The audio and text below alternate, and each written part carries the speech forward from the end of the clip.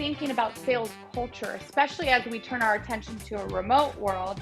How are we building that connection? Cash isn't going to do that. If I sit in my room and feel isolated all day long, making cold calls, and then my boss is like, here's a $50 gift card for hitting your cold calling goals this quarter, yay. But I don't even know half of my team. I've only ever seen them on Zoom. If I come back though, and I, again, had a Michelin star dinner and I talk about the 7 courses and how I actually love cooking, that connection there, I am taking that essence of President's Club and just kind of interweaving it into our sales culture. Hi, friends. Welcome to the Sales Enablement Podcast. I'm your host, Andy Paul. Now, that was Brit Bartolini. Brit is a senior enterprise account executive at Blueboard. And I don't know about you, but I'm always fascinated to talk with people who've changed courses in their career, doing something safe, if you will, and then making the decision to jump into the cauldron that is B2B selling. I like learning how people make the decision, why they make that decision. In our conversation today, my guest, Brit Bartolini, and I dig into her journey into sales. We explore what it was that attracted her to the challenge and what concerns she had going into it, and perhaps some based on the stereotypes of sellers. And we talk about how she's dealt with that. We also dig into what it's like selling to sellers, how incentives and recognition play into keeping sellers motivated and fresh. So we get into all of this and much, much more. But before we get to Brit, I want to remind you to subscribe to this podcast on iTunes, Spotify, or wherever you listen to podcasts. So let's jump into it. Brit, welcome to the show. Hello. Thank you for having me. Well, it's a pleasure to have you. So you're a podcast newbie. I am. I'm fresh to this. Yeah. All right. Well, we'll make sure this is a good experience for you. So as we get started, tell us a bit about you and what you do. Yeah. So I am a senior enterprise account executive at Blueboard. Mm-hmm. And my main job is to transfer my enthusiasm for experiential rewards to everyone that I speak to. I did not come from a sales background. I came from people and operations in the tech education space and was pretty passionate about culture and talent development and getting people to really stay engaged with what we were trying to create. And we knew that the customers wouldn't love us until the employees loved us first. And that became a passion project. And then when I found Blueboard, I thought, wow, this is revolutionary. This is what I've been preaching. It's the 5 love languages, but in the workplace. And the only one they had open was sales. So here I am. Well, so why sales? I mean, you said, when you were talking before that, you sort of shifted. I won't give your age, but after you'd been in the workforce for a few years, what was it about sales that wanted to motivate you to want to seek out that challenge? Yeah, so I will be honest, I was pretty against it at first. I had a really great mentor in the culture space and consulting.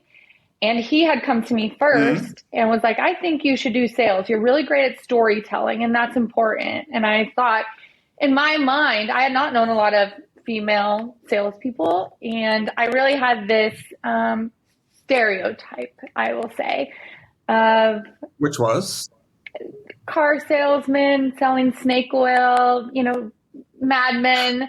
And that didn't align with my values and what I was about. And I happened to know the Blueboard founders. When I went for the interview, they said, all we have available is sales. And I said, okay, I'll consider it, but promise me when there's a role for HR, you'll let me move into the talent space. And they said, let's see how you do. And when they offered me the role, they said, we can teach sales. We can't teach culture. And we think you're a great culture fit. And having someone really believe in me in that way and hearing it through multiple channels that I should probably go this route, I agreed for the challenge. And the first year was a lot of learning, which really lights me up. So I was telling you before this that I sought out a lot of books and I sought out a lot of podcasts. And I really got influenced by this concept of I'm not selling. I'm selling Blueboard. I'm selling something I'm passionate about. And that's just a transfer of enthusiasm, which I learned from a podcast. And that was easy for me. And people wanted to hear that and people gravitated towards it. And so it's happened to make me successful in this career path. And it opened a lot of doors for autonomy in my career and really getting to own, my book of business, who I associate myself with and how I lean in for others and say, wait, have you considered sales? It's so much fun. I wish someone had told me before. So here I am. Well, all right. So let's unpack some of that. So okay. I had these negative stereotypes associated with salespeople. So let me ask you this: is when people often talk to people, this negative image of sellers we have that buyers talk about the stereotypes, snake oil salesperson you talked about. In your mind, when you're picturing those, are those stereotypes ever women or are they always men? Ooh, great question. They are typically men. Yes. And I will say, even when I meet female salespeople, I think the conversations I have with them tend to be a little different in their approach with me. But yes, traditionally it was a little less aggressive. I will say early on in my career when I sold to salespeople, which I sell a lot to sales leaders for sales incentives, presence clubs, things of that nature. I loved men because they were very direct. They were like, hey, you don't have to give me your pitch. Here, just tell me what I'm going to get out of this. Tell me how much it's going to cost. I'll take it back to my team. We'll look at it. And when I would pitch to female sales leaders, they tend to be a little bit more curious and tend to want to give me the space to have my pitch. And I don't know if that was out of politeness to hear how I would present it to them, but a lot of times it was a slower buy-in process, more curiosity, and it helped me curate that pitch to them. Yeah. So what you're saying is when you're selling to the female sales leaders, they were more human than when you're selling to the male sales leaders. Not necessarily. I don't want to bucket all of them because I know I have male sales leaders who I'm still connected with. I know that. Okay. I was like, no, they were great too. But probably maybe they saw more of themselves in me and gave me that opportunity to embrace and expand what I was trying to communicate as opposed to just wanting the directness so that they can give me the easy win. I do feel like a lot of my male sales leaders, if I do a good enough job, they are open to giving me the easy win, which is a quicker sales cycle. And I appreciate that. So it's a give and take for both. Yeah. I mean, but you're always in your career, you run into people who are know-it-alls or think they're know-it-alls. So yeah, when you approach them, it's like, just give me the price, right? I don't need the rest of this. Yeah. When you confront that, I mean, how do you navigate that? The difference between a direct sale and more of a curiosity. No, somebody that's just saying, hey, just give me the price. And you know that if you're just reduced to a price sale, you're unlikely to get it, less likely to get it. So how do you break through to someone that just sort of wants to be sort of factual about it and enable you to get in a position of telling your stories? Yeah. So my sales Bible is never split the difference. And I revisit it every year of my sales career. Yeah. So I will mirror. I can be as direct as anyone. What is it about? I was going to say, what is it about that speaks to you? I think it's just great life tactics. Oh man. I mean, whenever I was dating, I would find myself going through like curiosity questions or expand on that for me. Help me understand how you got to that. Whenever I am in a complicated sale with multiple people and I need more time to think about what, the next question should be or how I want to approach it, I will implement one of those tactics so they can hear themselves, repeat themselves back, help them elaborate on what they're thinking of. Whenever I go to negotiate my own career and salary, those are tactics I take into consideration. And now I will say the other day I was with my partner and we were having a heated discussion about something.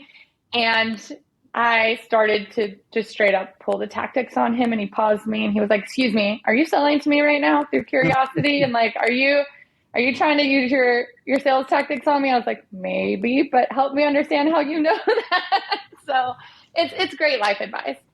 Well, yeah, if it's life advice, not really sales tactics then, right? It's just good, solid life advice. Yeah. Yeah. Exactly. Okay. Well, sorry, I hadn't meant to interrupt before, but you were. Yeah. With direct people, I just like to mirror their directness. If that's what you want, I can give you hard case studies. Tell me exactly what ROI you're trying to prove. What social proof do you need? Do you need references? If they will give me the opportunity to tell a story, I will try to interject. I think storytelling is so important, but it needs to be a relevant story for them. And I struggle with that a lot in the beginning of my career. I had 3 scripted stories I would revisit. And if that person on the other line didn't relate, it would go right over. So it is really important to hear them, even, getting to know them in the beginning, oh, you live in 2 cities. That's so interesting. Tell me more. Now I can think of opportunities where I've explored other cities or lived in multiple places or whatever and try to relate to you. And that will give me the opportunity to storytell down the road.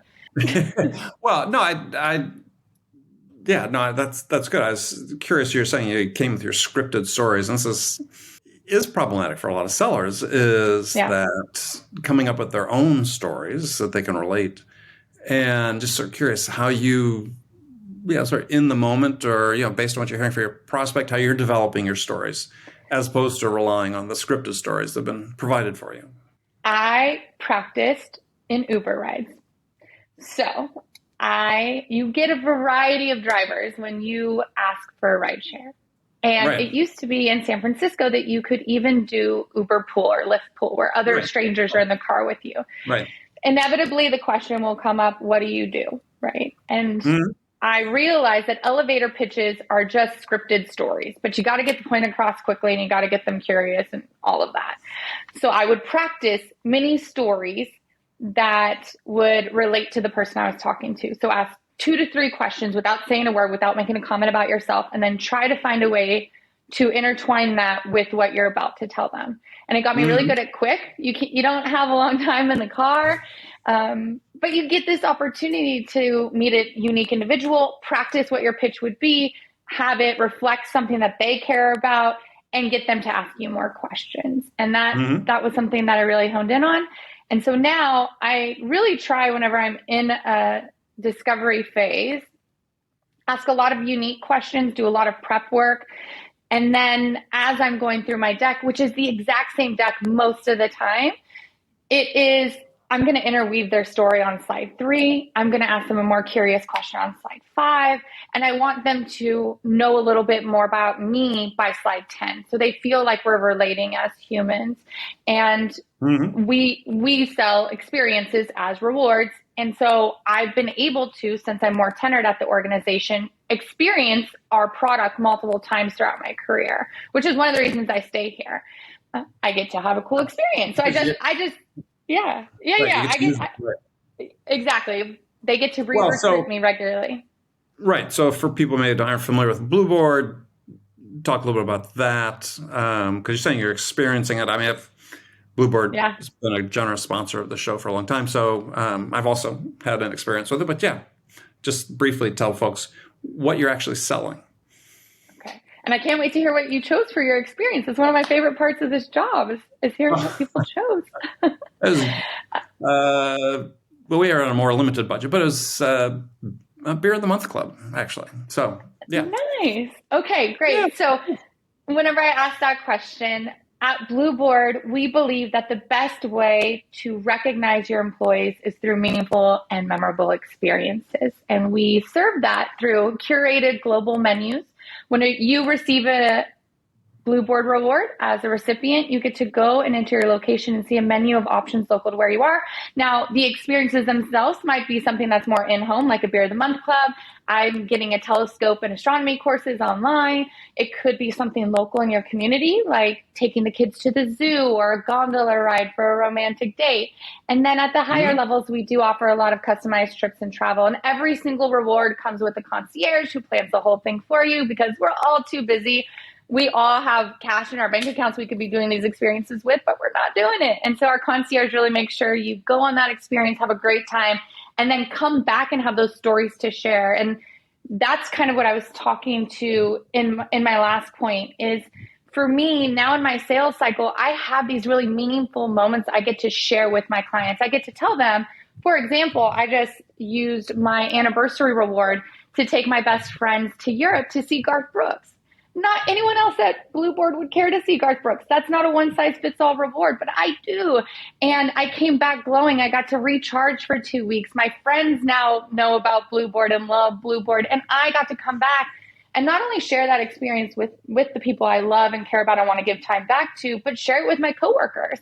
So we have a new AE who just started, and I was kind of doing training with her, and I told her about my friends and Garth Brooks, and we connected over that. And that social connection is really important, both in and out of the workplace. And when I tell, other colleagues or people I'm selling to on these calls about Garth Brooks, some will light up and we'll go in a little 5-minute conversation about her. Some are like, oh, country music. And I'm like, oh, I know, right, but Dublin, what about that?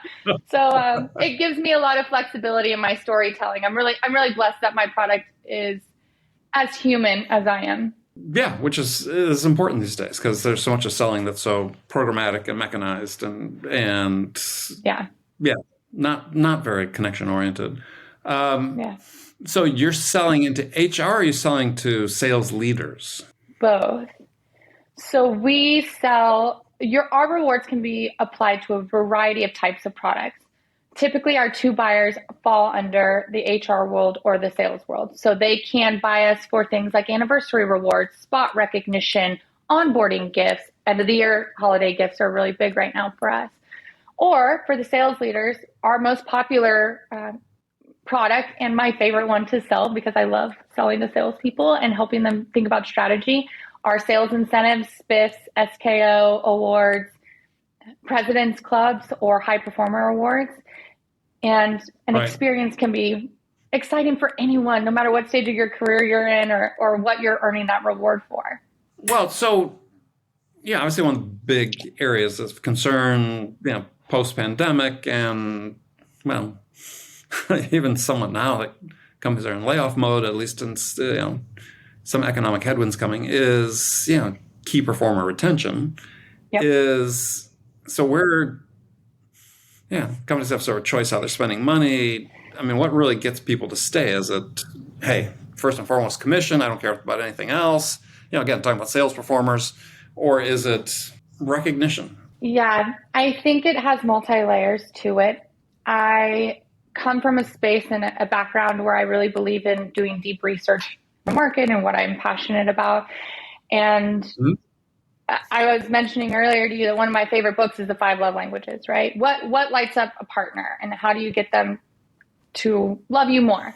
And personally, in my own personal life, I haven't given physical gifts in over 12 years for the holidays. I only give experiences. So again, whenever I found Blueboard, I was like, this is my life. And what were you doing before Blueboard? What was an experience you typically would give somebody? Sure. So cooking classes, making jam with my grandmother, taking my father to race around a racetrack, taking my mother to Vegas to see Reba. Again, big country fan here, not to plug that.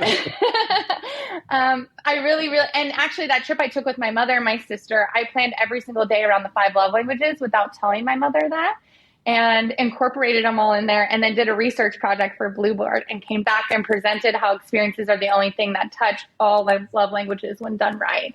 So it's something, again, I'm pretty passionate about. Yeah, take what you did that touched the 5 love languages.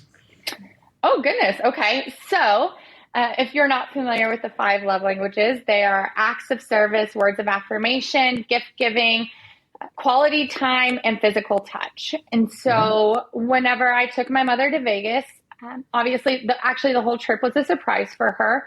So quality time was a vacation with my sister and I. We grew up really poor, so we've never gotten to go on family vacations really. The other acts of service, I never let her carry her bags, never made her lift her suitcase, never let her even dress herself. We would pick out outfits, and it was always fun for her daughters to pick out her outfits and do her makeup. Quality time and words of affirmation were kind of intermingled, as well as physical touch. So if we were walking down the strip, I would hold her hand. And at 30 years old, your 30-year-old daughter doesn't hold your hand anymore, right?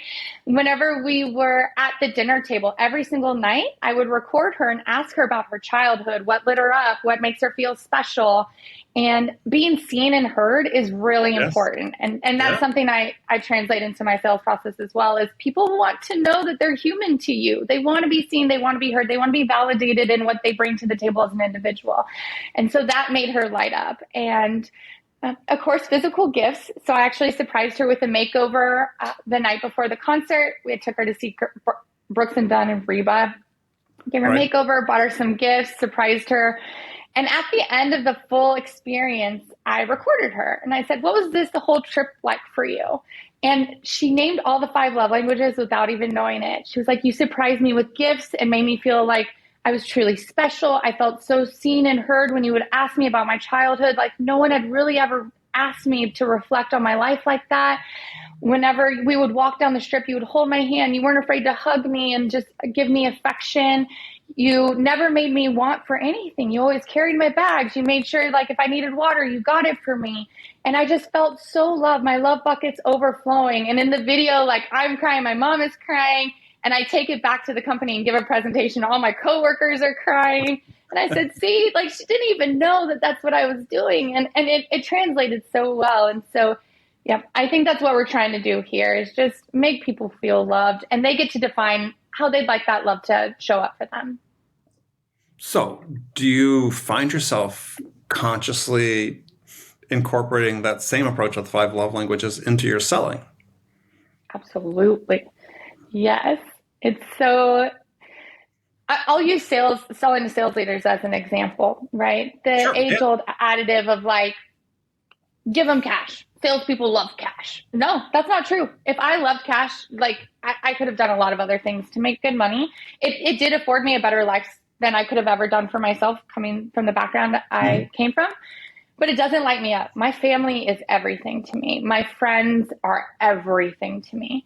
And if I can give them a better life, that lights me up. And so when I hear our sales leaders say, well, we do cash spiffs. Cool.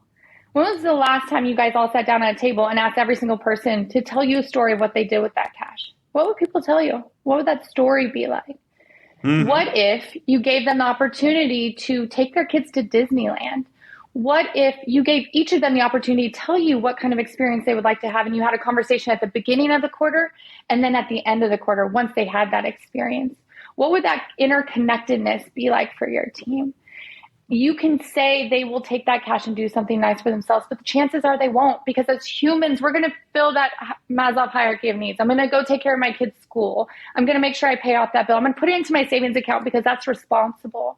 But with Blueboard, you're actually telling them you have no other choice. I'm going to take away that justifiability factor. Go do something nice for yourself because you pushed harder, you went above and beyond, and then come back and tell us that story. Because that story, as we know in sales, has a ripple effect. It makes people care. It makes people feel connected. It motivates others. It's the one thing that feels just as good to give as it does to receive. I don't feel bad if Bob hits his quarterly goals and decided to surprise his wife and propose to her, at a ski lodge. That's great. Good job, Bob. Thanks for hitting your goals. But if Bob came back and bragged about his $5,000 that he just earned, I'd be like, Bob, you're kind of a jerk. Don't sit next to me. Right. So it's that difference in the power of storytelling and making that happen on a really regular level inside a company.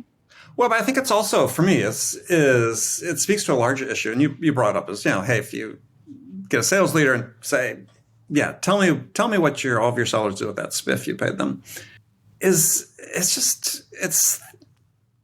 unthinking, right? When we do those types of things. Oh, it's because what we've always done. Let's do a spiff.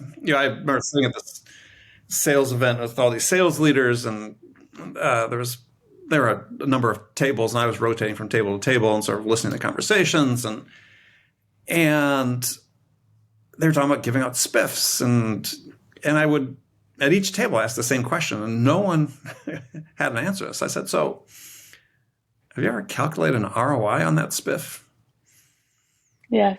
Right? I mean, do you get more sales out of it? Do you get greater loyalty? Do people stick around longer? What's your ROI on that spiff? And it's like, well, this is what we do. It's the end of the quarter. It's like, okay. And there's just no thought applied to say, maybe there's something else we could do that has impact in all the dimensions, or most of the dimensions that we want, that's not just handing somebody cash. I mean, it's like people are afraid to think a little differently about these things. And so it's, whether it's curated experiences, that's great, or it's just something different, more mundane. I share an experience with everybody. Yeah.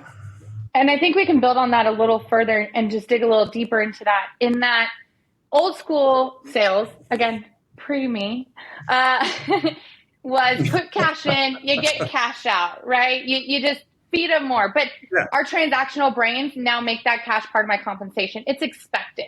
I'm going to hit goal. You're going to pay me more. I'm now your top performer. Congratulations. Thank you. Right now, when we're in the post-pandemic world, and this is true across the board, salespeople have always been human, by the way. We weren't just these machines before the pandemic and all of a sudden we're demanding more. We've always been human. That's why president's clubs are so big for organizations. If it was true that you could put more cash in and get more cash out, there would be no major enterprise organization with the president's club. They just give them a $20K check. $20K is nothing if they're bringing in $20 million a year. Here you go.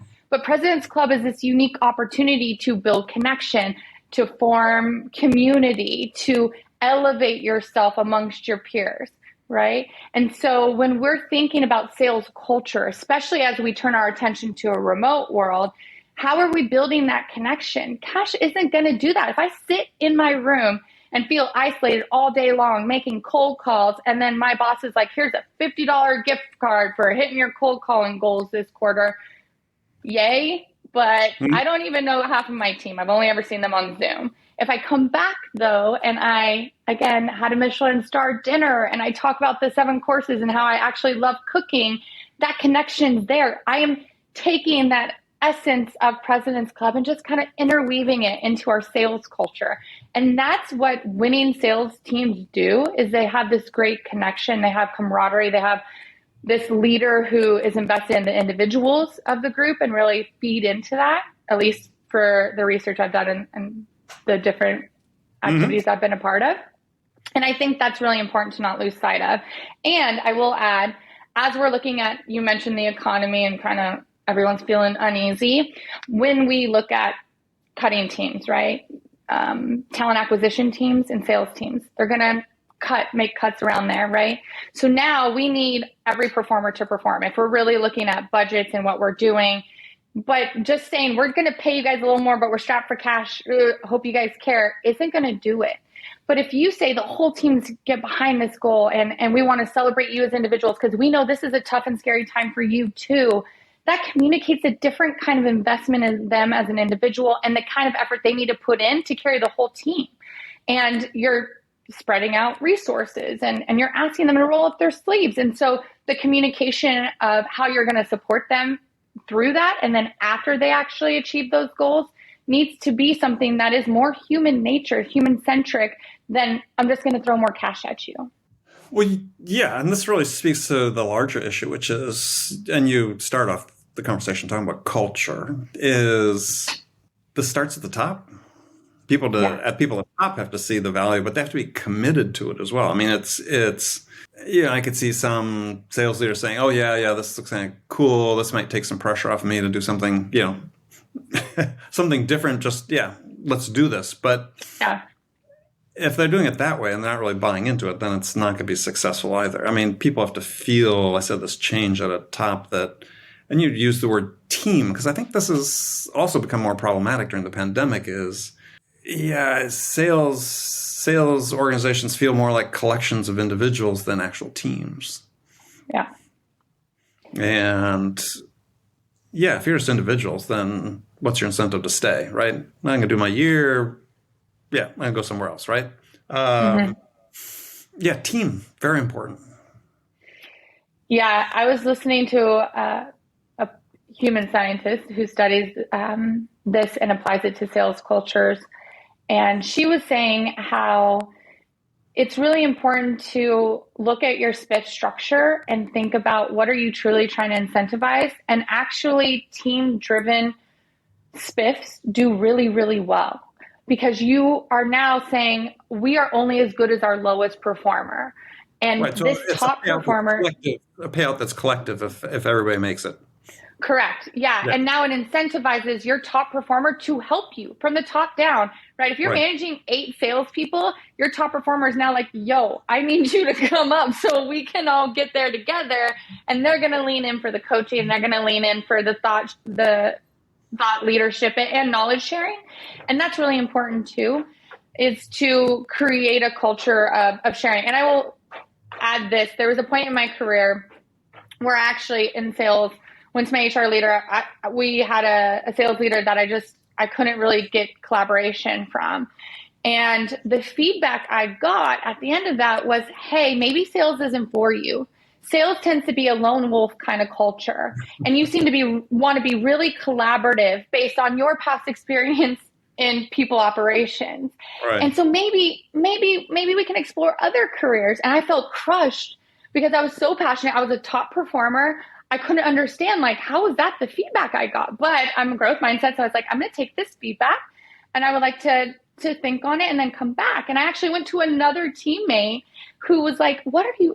Absolutely not. None of us here would have gone where we are if we didn't share decks, if we didn't share our thoughts. Like, I think they're thinking of this in a pipeline mentality, and right. Hitting numbers isn't what drives great sales cultures. It is the team striving towards the common 5, 10, 15 million goal. And we're all parts that have to work together. And so one thing we even did last quarter here at Blueboard is we did a team spiff.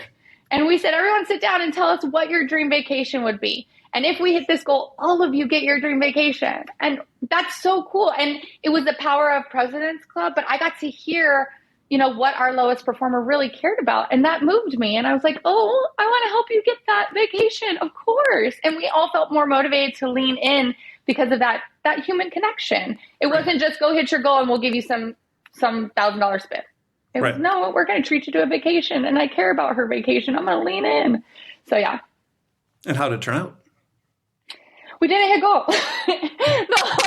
The whole team, the whole world right now is feeling a little pressure. And we had a pretty aggressive goal that was predetermined at the beginning of the year before the world looked like the way it did.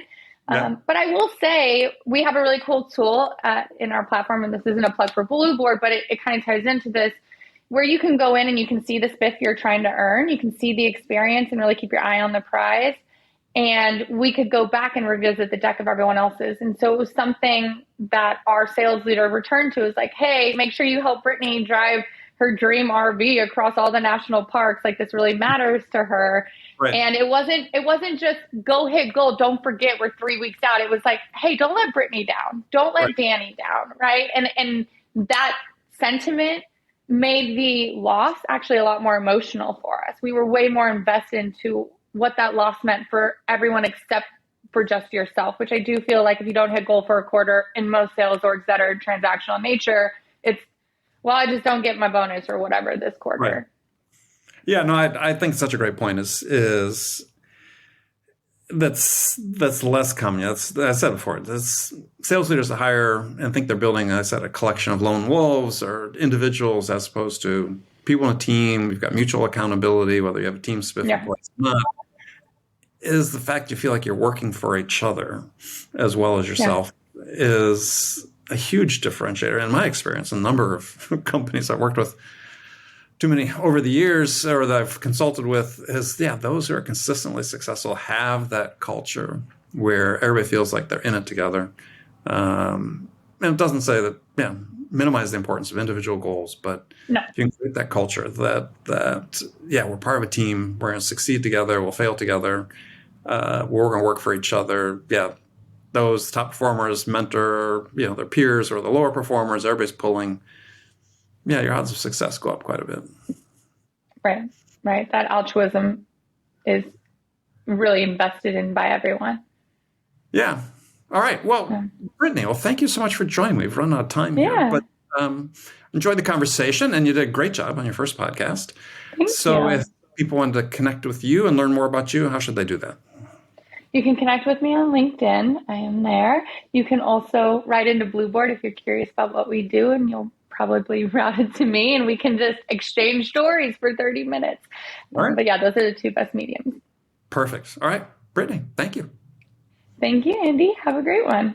Okay, friends, that's it for this episode. First of all, I want to thank you for taking the time to listen. As always, I'm so grateful for your support of the show.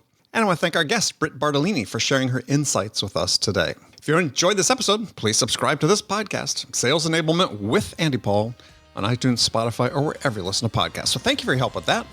And as always, thank you so much for investing your time with me today.